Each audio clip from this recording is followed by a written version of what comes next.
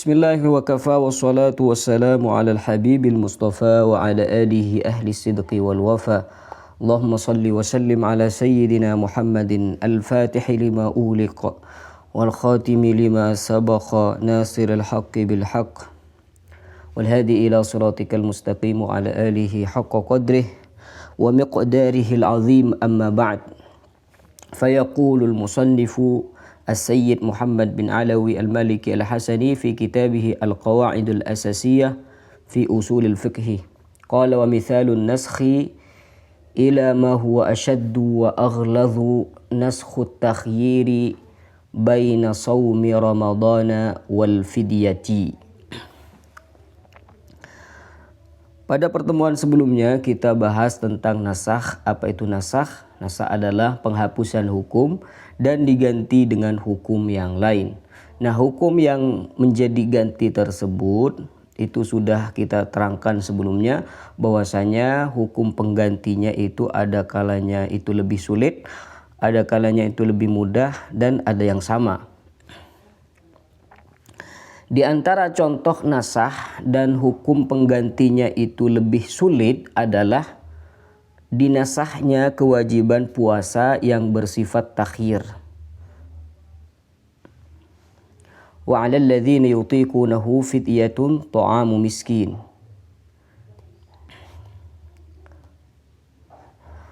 Qala al-musannifu rahimahullah: wa mithalun naskhi ila ma huwa ashaddu wa aghladu naskhu at-takhyiri baina shaumi ramadhana wal fidyati min qawlihi ta'ala wa 'alal ladzina yutiqunahu fidyatun ta'amu miskin ila ta'yinis shaumi min qawlihi ta'ala faman syahida minkumusy syahra falyasum. Dulu kewajiban puasa itu bersifat takhir, di mana seorang itu boleh puasa boleh tidak. Tapi setelah itu hukum tersebut itu dihapus oleh Allah Subhanahu wa taala, diganti dengan hukum yang lain, yaitu dengan hukum faman syahida minkumusy syahra falyasum. Apabila sudah tiba bulan Ramadan, maka kalian wajib puasa, tidak boleh lagi pilih-pilih mau puasa mau tidak. Wa ma'na dzalika anna al-hukma kana qabla an-naskhi huwa at-takhyira baina as-shaumi wal fidyah. Jadi pada dasarnya hukum puasa itu bersifat takhyir. Kewajibannya berupa takhyir. Apa itu takhyir? Boleh milih. Jadi orang mukallaf itu boleh milih mau puasa atau tidak. Kalau mau puasa, bismillah, dipersilahkan. Kalau tidak mau puasa, cukup bayar fidyah.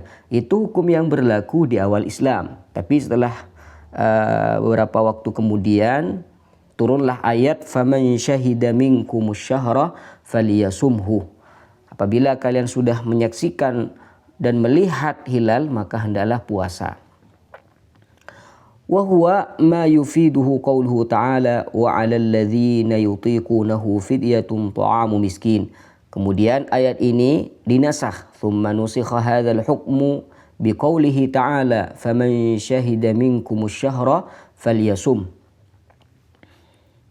Wahiyya tufidu wujubas shaumi 'inda syuhudisy syahr. Di ayat ini mewajibkan puasa ketika sudah melihat hilal. Fanusikha at-takhyiru wa baqiya ashabul a'dzari. Sehingga kewajiban puasa yang bersifat takhir itu sudah dihapus oleh Allah Subhanahu wa taala dan diganti dengan kewajiban yang bersifat ta'yin, artinya wajib puasa. Tidak boleh milih lagi.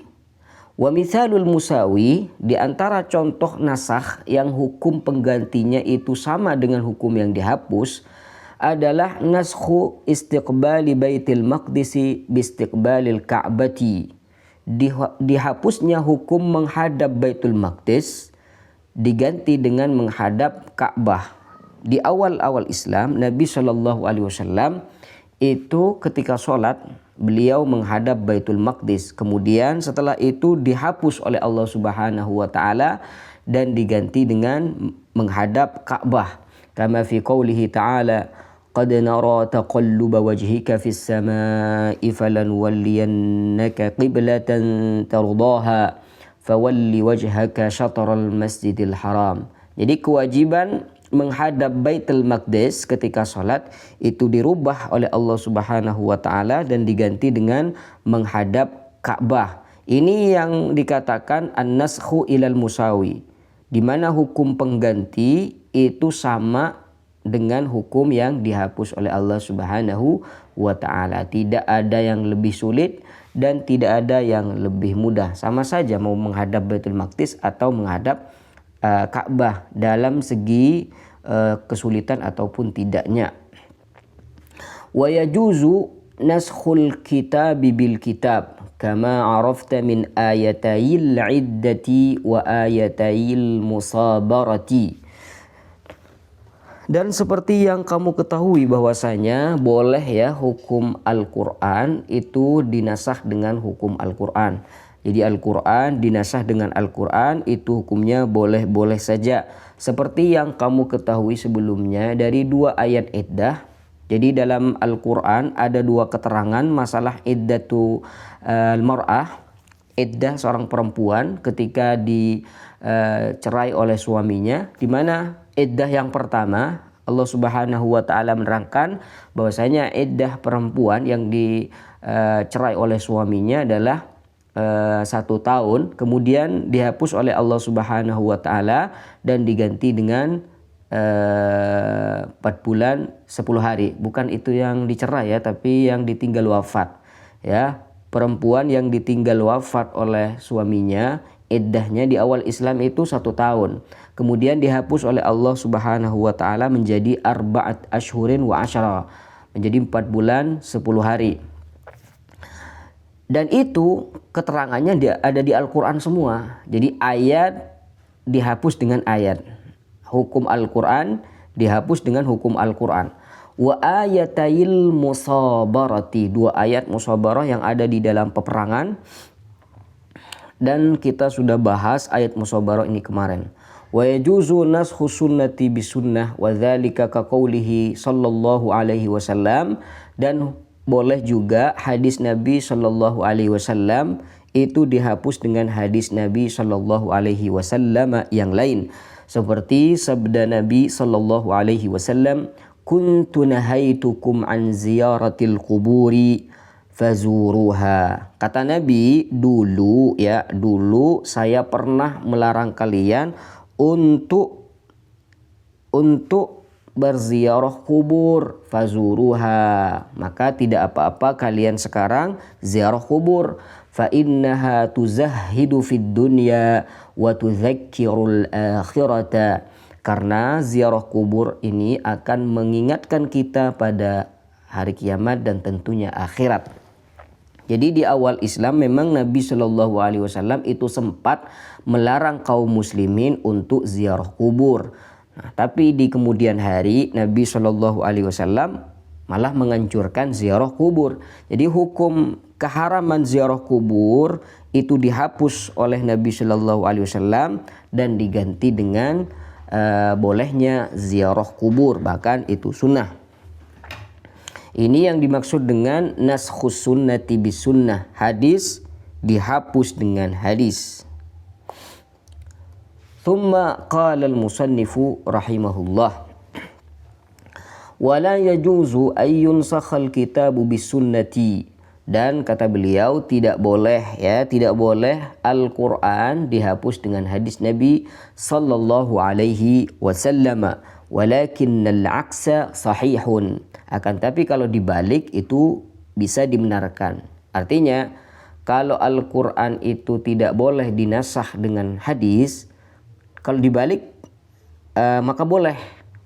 Jadi hadis dihapus dengan Al-Quran itu boleh, tapi kalau Quran dihapus dengan hadis itu tidak boleh, kata beliau.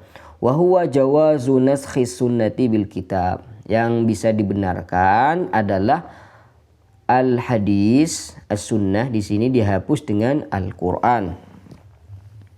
Wa hadza, dan pendapat ini yang kita katakan tadi bahwasanya Al-Quran tidak boleh dinasah dengan hadis Nabi sallallahu alaihi wasallam, ay adamu jawazi naskhil kitabi bis sunnah, pendapat yang mengatakan bahwasanya tidak boleh Al-Quran dinasah dengan hadis.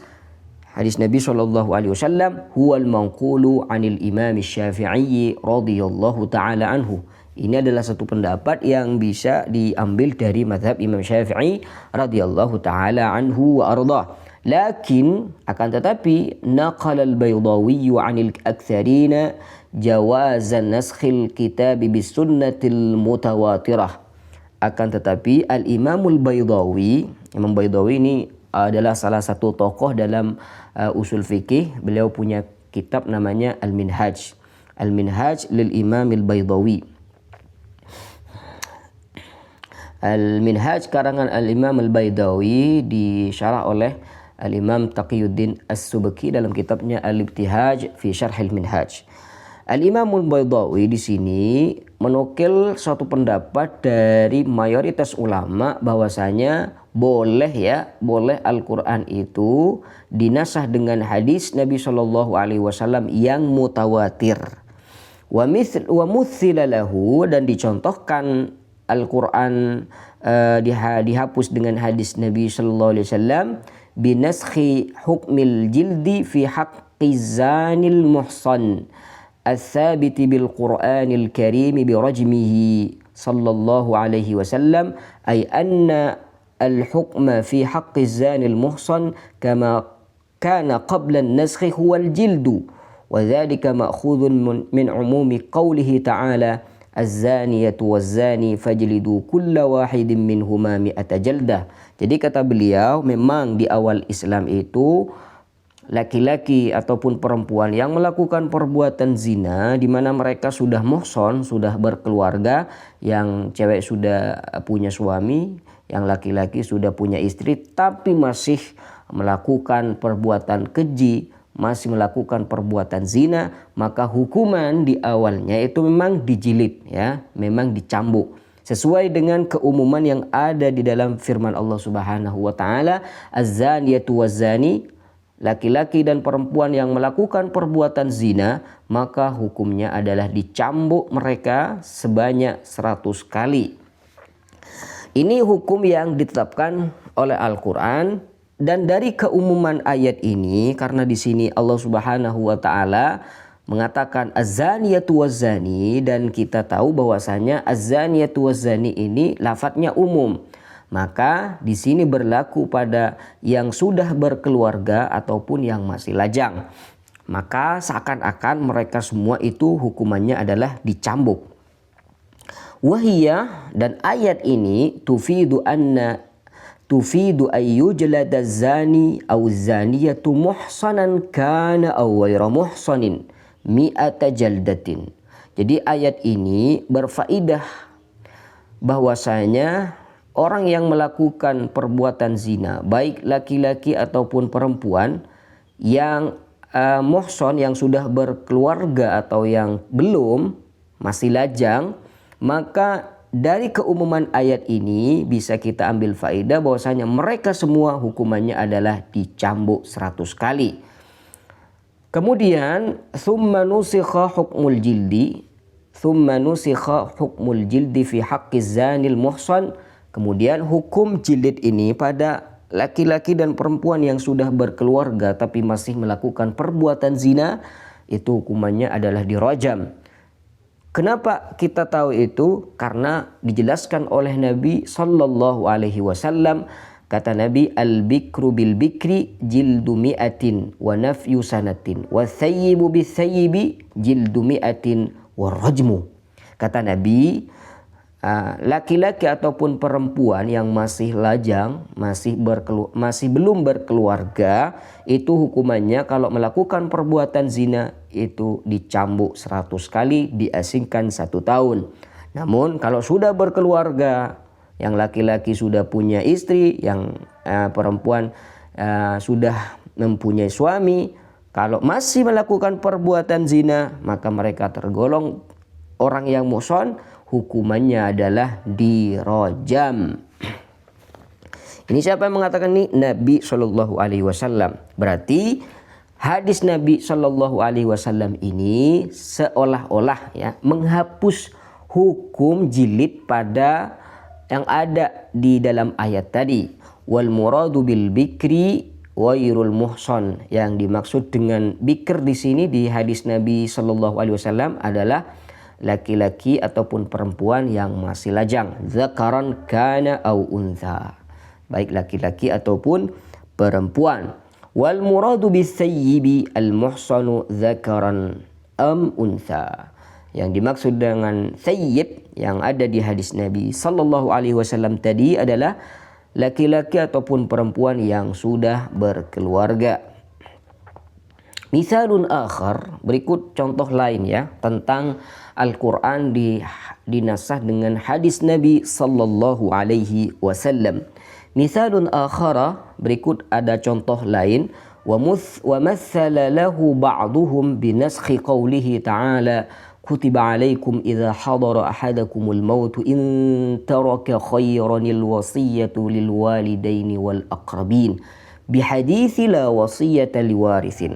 Kalau kita mengambil keumuman dari ayat kutiba alaikum idza hadara ahadakumul mautu in taraka khairanil wasiyati lil walidaini wal aqrabin, bahwasanya berwasiat itu kutiba alaikum ditetapkan pada kalian semua apabila salah satu dari kalian itu sudah wafat, sudah meninggal dunia, maka baik ya kalau misalkan meninggalkan suatu kebaikan itu boleh berwasiat pada kedua orang tua dan juga pada kerabatnya yang lain. Jadi di sini di ayat ini kalau kita mengambil keumumannya seolah-olah ya memperbolehkan wasiat pada kedua orang tua. Di mana kalian tahu dalam ilmu faraid, dalam ilmu warisan tidak boleh berwasiat pada kedua orang tua. Kenapa? Karena kedua orang tua ini termasuk ahli waris dan disebutkan oleh ulama ahli faraid, ahli waris itu tidak mendapatkan wasiat. Tidak boleh ahli waris itu mendapatkan wasiat. Tidak boleh. Dan dikatakan juga wasiat tidak diberikan pada ahli waris. Seperti yang disabdakan oleh Nabi sallallahu alaihi wasallam. Nabi sallallahu alaihi wasallam pernah bersabda, la wasiyata liwarithin. Tidak boleh berwasiat pada ahli waris. Tapi kalau kita melihat keumuman ayat ini, boleh berwasiat pada kedua orang tua yang statusnya adalah ahli waris. Maka di sini kata sebagian ulama la wasiyata liwarithin. Hadis la wasiyata liwarithin ini menghapus ayat wasiat pada kedua orang tua. Nah, ini bisa kita jadikan contoh. Al-Quran dinasah dengan hadis Nabi sallallahu alaihi wasallam. Qala al-musannifu rahimahullah walhasilu anna al-ulama qad ikhtalafu fi naskhil kitabi bis sunnah. Jadi kesimpulannya para ulama itu berbeda pendapat hukum nasah Al-Quran dengan hadis Nabi Shallallahu Alaihi Wasallam. Jadi di sini terdapat perdebatan ulama apakah boleh Al-Quran dinasah dengan hadis Nabi Shallallahu Alaihi Wasallam, dan di situ terjadi ikhtilaf ulama.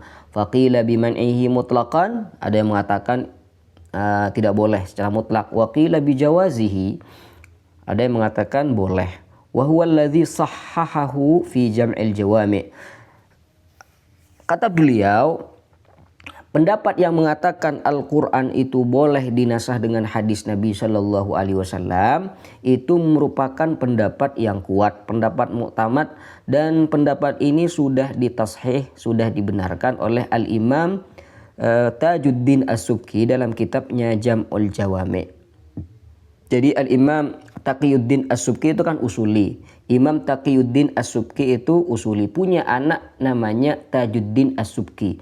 Nah, Tajuddin As-Subki ini juga pakar dalam ilmu usul fikih dan juga pakar dalam semua ilmu. Nah, Imam Tajuddin As-Subki ini ngarang kitab namanya Jam'ul Jawami'. Di mana kata beliau Jam'ul Jawami' ini mengumpulkan 1000 kitab usul fikih di dalamnya. Dan para ulama itu banyak berkecimpung dalam menerangkan kandungan Jam'ul Jawami'. Ya, di antaranya ada yang mensyarahi kitab Jam'ul Jawami' seperti kitab Badrul Talib Syarh Jam'ul Jawami', Tasniful Masami' ala Syarh Jam'il Jawami', Al-Ghaithul Hami' Syarah Jam'il Jawami'. Juga ada yang ngasih hasiah pada Badrut Thaliq tadi, seperti Al-Imamul Attar, Al-Imam Al-Bunani, dan bahkan ada yang mengikhtisar, meringkas kitab Jam'ul Jawami' seperti Syekhul Islam Zakaria Ansari dalam kitabnya Lubbul Usul. Lubbul Usul ini sangat padat dan penuh dengan materi sulit. Lubbul Usul itu kayaknya saya ngisi di YouTube itu juga, tapi masih di kajian ke-17. Liqaulihi ta'ala. Nah, jadi kata beliau, kata Tajuddin As-Subki ini dalam kitab Jam'il Jawami', boleh ya Al-Quran dinasah dengan hadis Nabi SAW. Dasarnya apa? Liqaulihi ta'ala, karena firman Allah Subhanahu wa ta'ala, wa anzalna ilaika dzikra litubayyina linnasi ma nuzzila ilaihim. Allah. Wa anzalna ilaika dzikra. Kata Allah, kami turunkan padamu Muhammad Al-Quran. Litubayyina, agar kamu Muhammad bisa menjelaskan pada orang-orang. Berarti ketika Nabi SAW berbicara itu kan hadis. Nah, hadis yang disampaikan oleh Nabi itu adalah perintah dari Allah Subhanahu wa ta'ala. Berarti menunjukkan bahwasanya apa yang disampaikan oleh Nabi SAW hukumnya nanti bisa saja menghapus hukum yang dikandung oleh Al-Quran. Nah, seperti itu dalilnya. Walaysa dzalika tabdilan min indi nafsi. Dan Nabi SAW ketika berbicara, beliau tidak mungkin berbicara dari pribadinya, dari saksiatnya. Seperti yang difirmankan oleh Allah Subhanahu wa taala, "Wa ma yantiqu 'anil hawa in huwa illa wahyun yuha." Tidak ada yang dikatakan oleh Nabi Shallallahu alaihi wasallam itu dari hawa nafsunya, dari pribadinya. Semuanya itu tidak lain dan tidak bukan melainkan itu adalah wahyu yang diwahyukan oleh Allah Subhanahu wa taala pada Nabi Muhammad sallallahu alaihi wasallam. Allah ya karim. Thumma qala al-musannifu rahimahullah, wa yajuzu nasxu hukmil mutawatir min kitabin aw sunnatin bil mutawatir minhuma. Boleh hadis mutawatir ya dinasah dengan hadis mutawatir. Al-Qur'an dihapus dengan Al-Qur'an. Boleh. Wa yajuzu nasxu hukmi ghairil mutawatir wa huwal ahad bil ahad. Hadis ahad bisa dihapus dengan hadis ahad. Wa bil mutawatir min babi aula. Otomatis kalau dihapus dengan hadis mutawatir tentunya lebih ya. Dihapus dengan hadis ahad boleh, apalagi kalau dihapus dengan hadis mutawatir. Dan kalian sudah tahu apa itu mutawatir dan ahad. Mutawatir adalah hadis yang sudah diriwayatkan oleh orang banyak. Hadis ahad diriwayatkan oleh sebagian saja.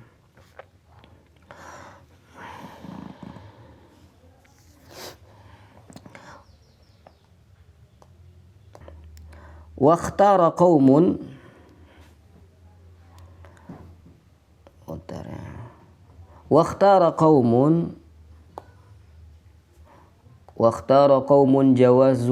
jawaza naskhil mutawatir bil ahadi wa yuqabilu hadha adama jawazi naskhil mutawatir bil ahad li'annahu dunahu fil quwwah. Sebagian ulama memperbolehkan hadis mutawatir ya, hadis mutawatir dihapus dengan hadis ahad katanya. Wa yuqabilu hadza adam jawazi naskhil mutawatir bil ahad. Nah, sebagian ulama ada yang mengatakan sebaliknya. Hadis mutawatir tidak boleh dihapus dengan hadis ahad, karena antum tahu bahwasanya derajat atau tingkatan mutawatir itu lebih kuat dibandingkan ahad. Masa ahad itu bisa menghapus mutawatir. Lakinnar rajihal awal, tapi pendapat yang dikukuhkan oleh ulama, yang dikuatkan oleh ulama adalah tetap diperbolehkan. Hadis mutawatir itu dihapus dengan hadis ahad itu tetap diperbolehkan. Nah, alasannya apa? Karena mutawatir itu kan ada istilah mutawatir, urutnya itu qat'i ya. Asbabul urutnya, urut hadisnya itu qat'i, memang betul. Tapi dilalahnya kan bisa saja dhanni. Maka hadis ahad di sini statusnya dhanni. Arti dari mutawatir dhanni, maka seakan-akan dhanni dihapus dengan dhanni. Nah, seperti itu. Apa maksud dhanni dan ini sudah saya bahas di awal pembahasan ya, masalah dhanni dan mutawatir nih. Jadi tidak perlu saya ulang lagi keterangannya. Lakin ar-rajih al-awwal wa sahhahahu fi al-jam' al-jawami' li'anna mahallan naskhi huwa al-hukmu. Dan pendapat yang memperbolehkan bahwasanya hadis mutawatir itu boleh dihapus dengan hadis ahad itu sudah ditashih oleh Imam Tajuddin As-Subki dalam kitabnya Jam'ul Jawami. Kenapa? Karena yang dinasakh itu bukan ayatnya atau bukan lafaz hadisnya, melainkan hukum yang dikandung oleh ayat tersebut atau hadis tersebut. Wad-dilalatu alaihi walau bil mutawatiri dhanniyatun fahuwa kal ahad. Jadi dilalahnya itu dhanniyah walaupun lafadznya itu mutawatir. Ini mungkin asing untuk sebagian orang ya, lebih-lebih yang tidak mengikuti dari awal ya. Ini saya perjelas sedikit.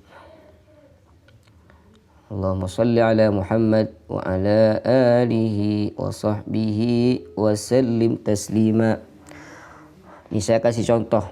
Qul huwallahu ahad. Allahu ahad. Ini potongan surah Al-Ikhlas. Qul huwallahu ahad. Lafaz atau ayat huwallahu ahad itu yakin atau tidak yakin tuh. Maksudnya apakah yakin itu Al-Quran atau tidak? Ahad ini ya, bukan ajid. Qul huwallahu ahad. Ini Al-Quran yakin atau tidak? Yakin. Nah, kita tulis yakin. Nah, ini yakin Al-Quran atau tidak, ini namanya wurudnya. Wurud diistilahkan dengan wurud. Wurudu hadhil ayah qat'iyah. Wuruduhu qat'i. Tamam? Wuruduhu qat'i. Bahwasanya Al-Qur'an huwallahu ahad ini kan yakin. Yakin nih kita katakan Al-Qur'an. Maka ini namanya wurud qat'i. Adanya ayat ini itu sudah qat'i, yakin. Nah, ini yang dimaksud dengan wurud qat'i. Nah, sekarang apa arti dari Allahu ahad? Kira-kira apa arti dari Allahu ahad? Arti dari Allahu ahad adalah Allah Maha Esa. Kan? Allah Maha Esa. Nah, apakah yakin Allahu ahad itu artinya Allah Maha Esa? Yakin nggak? Yakin. Mas, apakah ada kemungkinan di sini Allahu ahad, Allah itu dua? Nggak mungkin kan? Nah, nggak mungkin. Berarti arti dari Allahu ahad itu Allah Maha Esa dan itu yakin. Nah, kita tulis lagi yakin. Artinya yakin. Arti dari Allahu ahad, Allah Maha Esa itu yakin. Kalau dilalah, kalau arti dari Allahu ahad itu sudah diyakini, maka itu dikatakan oleh ulama dilalah qat'iyah. Kita tulis lagi dilalah qat'iyah. Dilalah qat'iyah. Qat'iyatun, dilalatun qat'iyah. Perhatikan. Jadi Allahu ahad wurudnya itu qat'i, dilalahnya qat'iyah. Wurudnya qat'i, dilalahnya qat'iyah. Diistilahkan oleh ulama usul fikih bahwasanya Allahu ahad qat'iyatul tsubut, qat'iyatud dilalah. Kalau yang pernah belajar di pesantren pasti tidak asing lafaz itu. Qat'iyat dilalah, qat'iyatud dilalah, qat'iyatul tsubut. Jadi Allahu ahad ini qat'iyatud dilalah, qat'iyatul tsubut. Itu simpan baik-baik karena saya akan mendatangkan contoh lain yang qat'iyatul wurud, qat'iyatul tsubut tapi dhanniyatud dilalah. Oke. Saya kasih contoh lain. Di dalam Al-Qur'an itu ada lafaz aula mastumun nisa, ya. Aula mastumun nisa. Aula mastum an-nisa, atau kalian menyentuh perempuan, itu kan maknanya. Nah, kalau kita melihat dari urut dari ayat ini, kita melihat urut sekarang. Urut itu datang maksudnya. Ayat ini apakah betul-betul ada di dalam Al-Quran? Betul-betul ada. Yakin atau tidak? Yakin. Berarti karena ayat ini betul-betul ada di dalam Al-Quran dan sudah diyakini ini Al-Quran, maka kita katakan qat'iyatu as-subut. Ya, qat'iyatu as-subut. Jadi ayat ini qat'iyatu as-subut. Qat'iyah subut. Qat'iyatu subut. Mana ya? Sulit. Qat'iyatu subut. Tamam. Qat'iyatu subut. Berarti ayat ini memang betul-betul ayat Al-Quran. Tapi kalau kita memandang apa arti dari, okelah kita sepakat tadi bahwasanya aula mastumun nisa ini betul-betul ayat Al-Quran. Setelah disepakati bahwasanya aula mastumun nisa ini betul-betul ayat Al-Quran, artinya apa? Apakah yang dimaksud dengan aula mastumun nisa ini adalah menyentuh perempuan? Atau bahkan aula mastumun nisa ini diartikan berhubungan atau menyetubuhi perempuan, menyetubuhi istrinya. Nah, di sini masih tidak jelas. Jadi aula mastumun nisa ini maknanya tidak jelas karena bisa saja yang dimaksud aula mastumun nisa ini menyentuh dengan tangan. Bisa saja yang dimaksud di sini aujamatum, berjima atau berhubungan dengan istrinya. Nah, jadi secara makna ini masih tidak jelas. Walaupun aula mastumun nisa ini sudah yakin bahwasanya Al-Quran.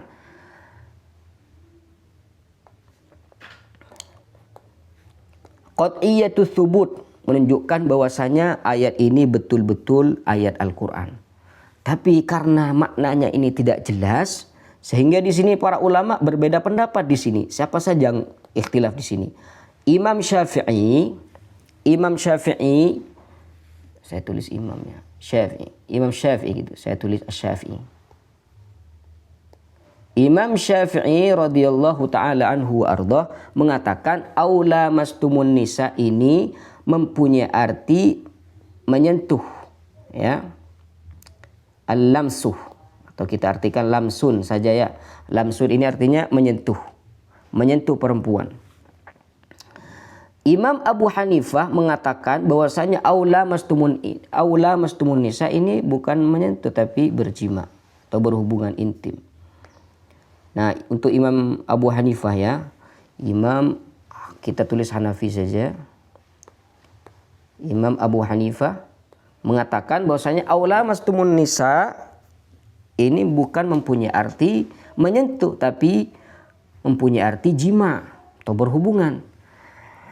Walaupun kita yakin ayat ini termasuk adalah ayat Al-Quran dan sudah diyakini qat'iyatu tsubut, secara subut sudah qat'i, tapi maknanya di sini belum qat'i, belum yakin, sehingga menjadikan ulama berbeda pendapat. Maka ketika maknanya ini tidak yakin, oleh ulama usul fikih dikatakan dengan dhanniyud dilalah atau dilalah dhanniyah. Allahumma shalli ala sayyidina Muhammadin wa ala alihi wasallim tasliman katsira. Perhatikan. Berarti di sini qat'iyatu tsubut dhanniyatu dilalah. Dhanniyatu ad-dilalah.